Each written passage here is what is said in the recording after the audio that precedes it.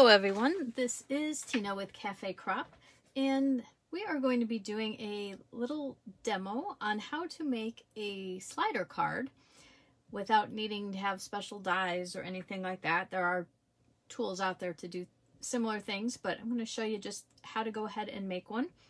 And we're going to use pennies, so you get to have your 2 cents worth. But if you'll see, let's see if I can get it to spin, we will have our little character just spin and slide back and forth.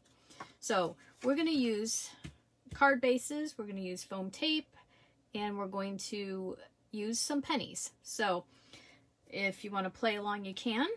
If you want to just watch it and learn how to do it, that's great too. So this is the idea. I just kept it nice and simple so that we can focus on how to do our little slider here. So we have a card base to start with, but we also need a piece that will go on the front of the card, and we're going to be doing our cutting through in this. Now what I like to do though is I like to actually have a piece of cardstock to go behind it so that it keeps my card base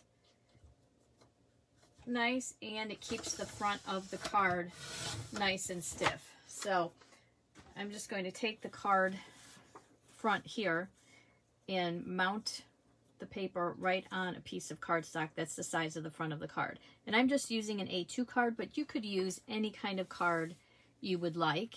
You could easily do it with a slimline card, and it could go farther, or it could just be part of your card front. So the first thing we're going to do is go ahead and attach the front piece of paper to the single 4 1/4 by 5 1/2 piece of paper, so that we attach it together and we have a little bit more stability here. I am using 110-pound cardstock, but it'll just make it nicer. And when I make my cuts, I don't have to worry about matching up cuts between one piece of paper and something else. So we're just going to go ahead and attach this right onto the front of our kind of card front without the back yet.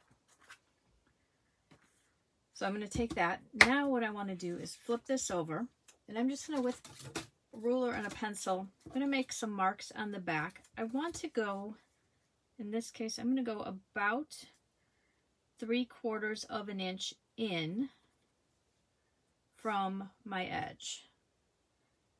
And this is just giving me a guide as to where I want to cut my opening. So I'm just going to do that in 2 spots, just because it's on a curve, so there's, it may move and I want to be able to see it. And now what I can do is I can decide how I want my curve for my opening. And we're going to work on the back so that we can make marks or whatever, and it's not going to show when we're done, but we'll have a nice clean cut on the front. There are different ways that you can make this cut. I'm going to make it about a 1/2 inch wide. So from here to here is going to be about 3/8, probably 3/8 of an inch is better, because we're using pennies to mount on either side, so we don't want it to be wider than our penny. If you were using something other than a penny, you would want to check your spacing and make sure that whatever opening you make is not going to be wider than the item you're using to hold your little character, or whatever it is you're going to have go in the slider. So if you were using dimes, you would definitely need to make it narrower. If you were using nickels, probably about the same size. So we're going to probably shoot for about 3/8 of an inch for right now. And we can adjust. You can always make it wider. You just can't make it skinnier very easily without starting over. So that's where we're looking at. Now, to make the cut, if you have a trimmer that already has a wavy edge on it, that's an easy way to do it. You can make yourself a template if you already have you may have a die that would actually give you that curve that you can just repurpose. This is a Kiwi Lane template that has a nice curve on it.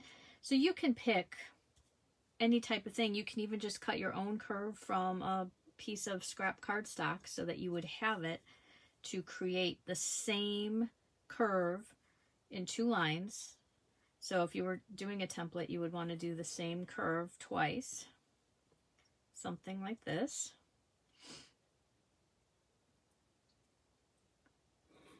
I didn't measure my 3/8 here, but something like that, so that you would have the same measurement and it would look even when you cut it. What I'm going to do though is I have a trimmer that has a nice wavy curvy edge on it.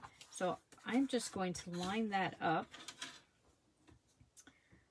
with the edge of my marks here. Oh, and the other thing just to consider before you actually make your cut is decide where you want your item. So if you want your creature to, or whatever item you have that's going to roll, if you want it to be in the sky, then you're going to want to cut higher up on your card. If you want it to be lower down because you want, like I put snow out for winter and Christmas, then you're going to want it to be lower down on the card. So just something to think about before you just randomly cut. You want to decide where you're going to have it, what else you might be decorating your card front with. So we're going to go ahead and I'm going to cut it a little bit further down than from where I put my marks. And I'm just going to cut a wave. So I'm just going from where I put my marks, where I put the marks, and then I'm going to move my card just a little over a quarter, so about 3/8 of an inch. And I just use the markings.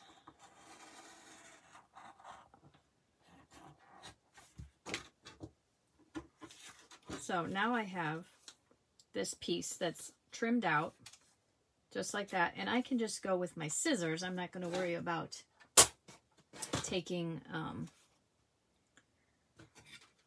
a cut to cut that straight. I think we can do that with the scissors, but you could always stick it on a trimmer if you would feel more comfortable to get a straight cut that way.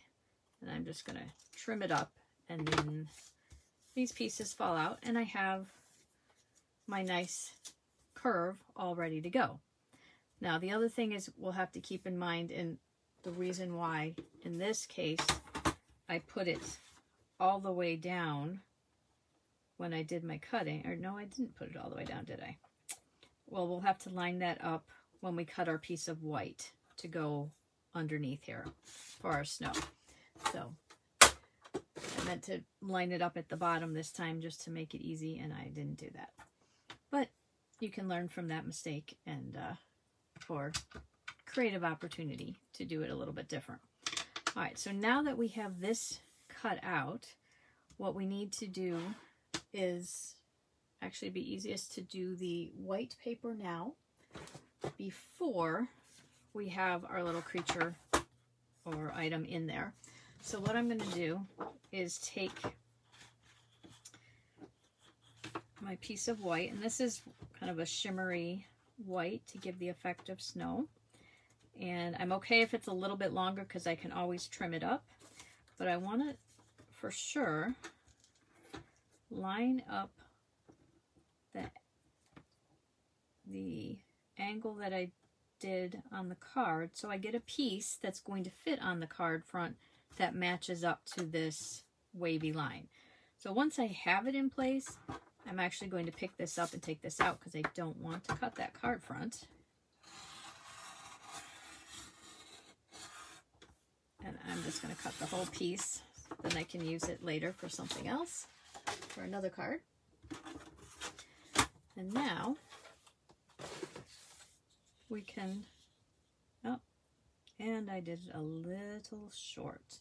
Alrighty, let me trim off just a wider edge, I didn't measure.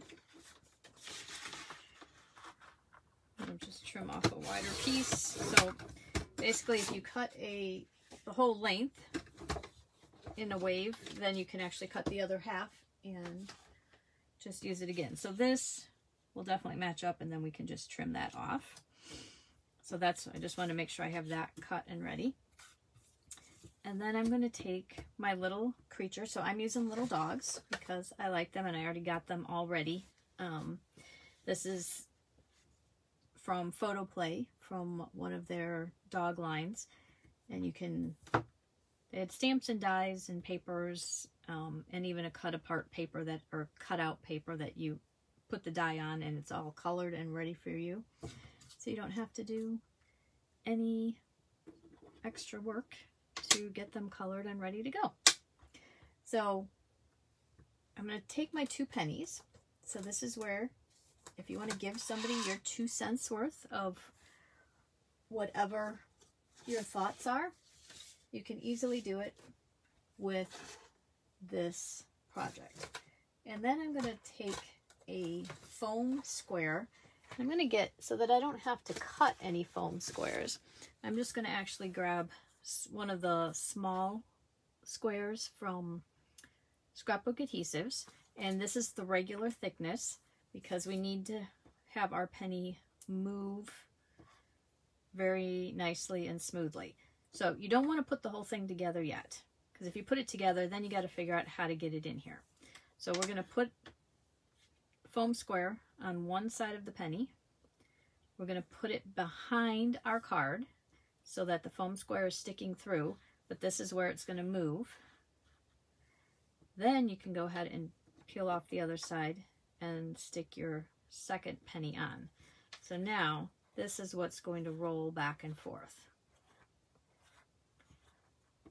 So what we get to do now is go ahead and attach our snow.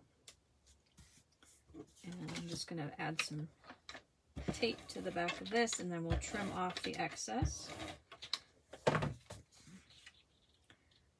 And then I match it up, and if you're hand cutting this and didn't use a trimmer, what you can easily do, as long as this is wide enough, is you can bring it up just a hair over the edge so that you don't see if it's not quite perfectly matched or cut evenly. And we're just going to trim off the excess here.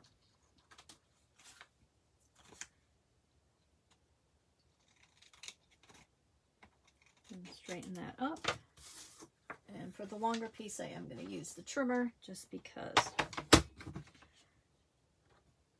long cuts with short scissors, I do not necessarily get straight. So here's the back. It's just got our penny and then our front. And we've got our snow and our little penny slider.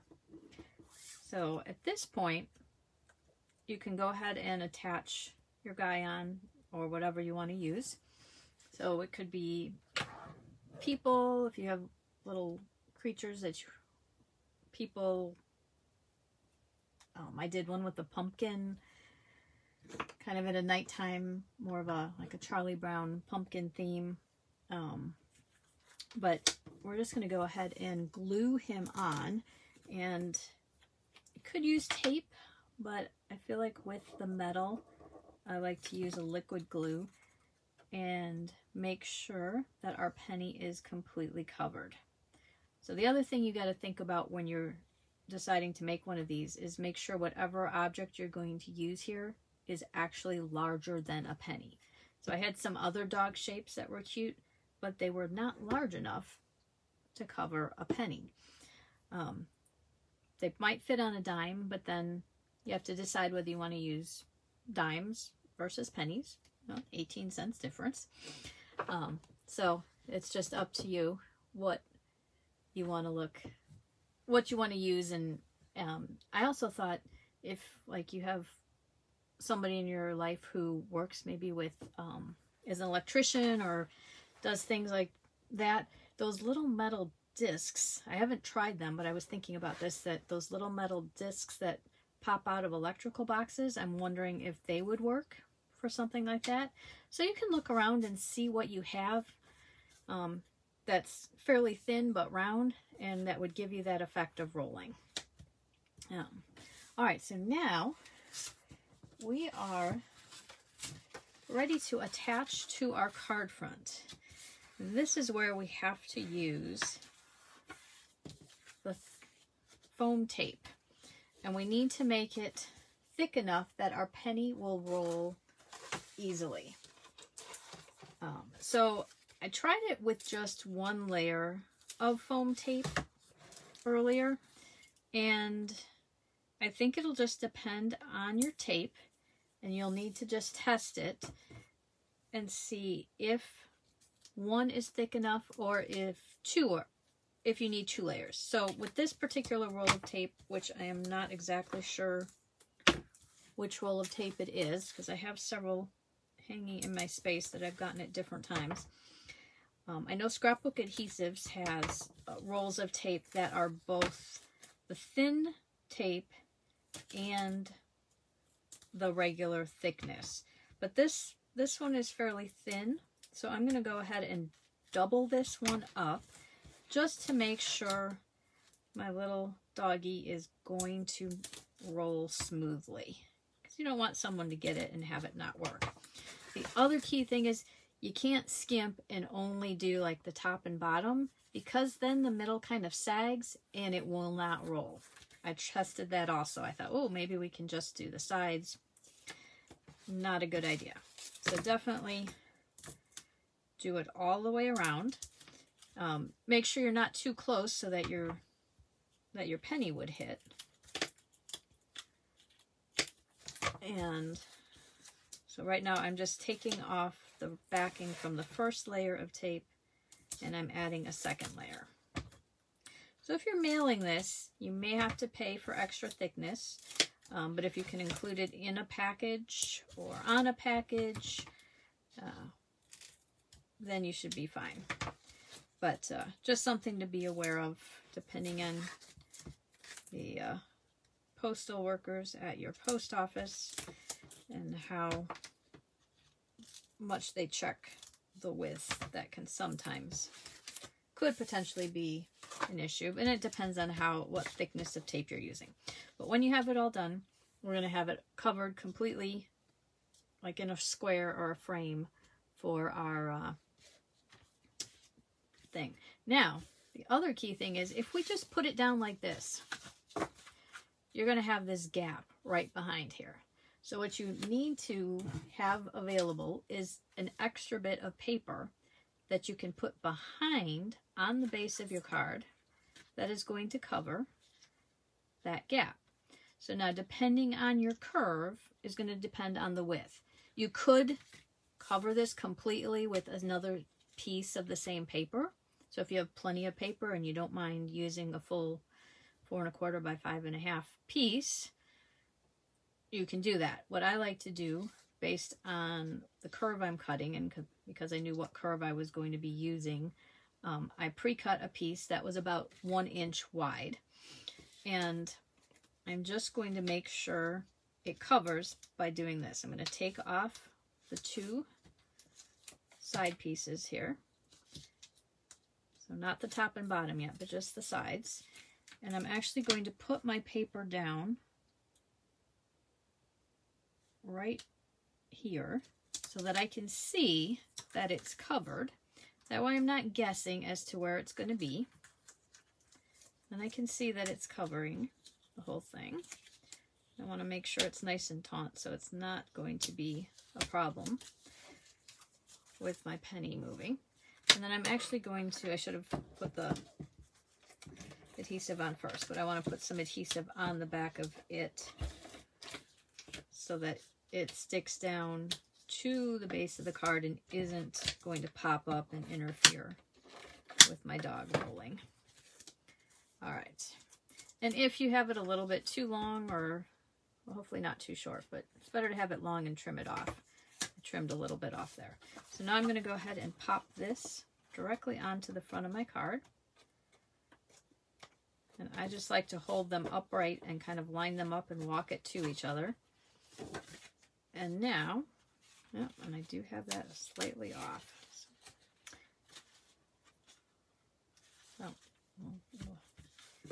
think it'll still be fine. And I did forget to take off the paper at the top and the bottom. So we'll do that so that it sticks. The bonus is you get to see when it's live and not pre-recorded. All right, so now I have my little dog, and he's just going to roll up and down the hill here and slide back and forth. So you kind of have to do it a little bit slowly. But if he doesn't move at all, then you know you probably didn't have enough thickness here with your tape, and you might need to add another layer. Definitely don't skimp on the tape, would be my advice, because I tested it earlier and it definitely did not move freely when I only used one layer of this particular roll of tape that I had. And now all we need to do is add a little embellishment. So I've got a couple little balls, and let's see, a bone that I'm just going to glue on, and then I have some Merry Christmases, and these just came out of paper that coordinated with this line of paper. There's also an option if you didn't want it to be a Christmas card but just wanted it to be a fun card to send to someone. So this one was from some dog paper. It says "I dig you," but it could go anywhere, and you could add extra embellishments, but we're going to use these, or I'm going to use these for some Christmas cards for some friends that have dogs. And I'm just going to go ahead and put a couple dots of glue here, and put my pile of balls. So instead of, I figured instead of snowballs for a dog, I would use actual little dog toys. And then I am going to grab a bit of a pop dot here, and this is from the Just Easier Than Cutting Them. Scrapbook Adhesives has these lines now that you can just pull off and use, so they're great for borders. But I'm going to pop, because I love using pop dots, but I didn't want to add a ton more thickness to this card. I'm just going to pop this little bone that's up in the air that maybe he's trying to catch or run after. So we've got that, and then I'm going to put on a Merry Christmas, and this I'm going to put flat. If I was just giving it to someone and not mailing it at all, I would probably go ahead and do some foam tape or pop dots behind here.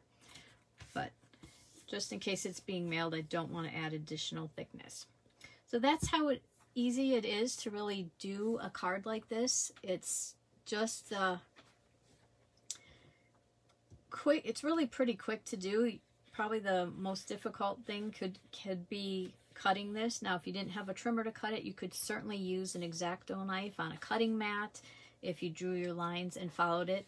I'm not great at the X-Acto knife thing, so I prefer to use a template or a ruler or something, or trimmer that had that edge on it, so that I wouldn't have to freehand this, because it would not look quite as nice if I freehanded it. But I know some people are amazing at cutting by hand with a knife, so use whatever method you have, but it's really not hard to do, and it's just fun, and it's entertaining for any age. It can be from a little one to an adult. I have seen people just play with these cards and have fun with it. So hopefully you can take something in your stash and have fun creating some little slider cards, maybe to use for birthdays, holidays, or any upcoming event. We'll see you later this week with some more demos, and be sure to catch everyone else's going on throughout the week. Thanks for watching.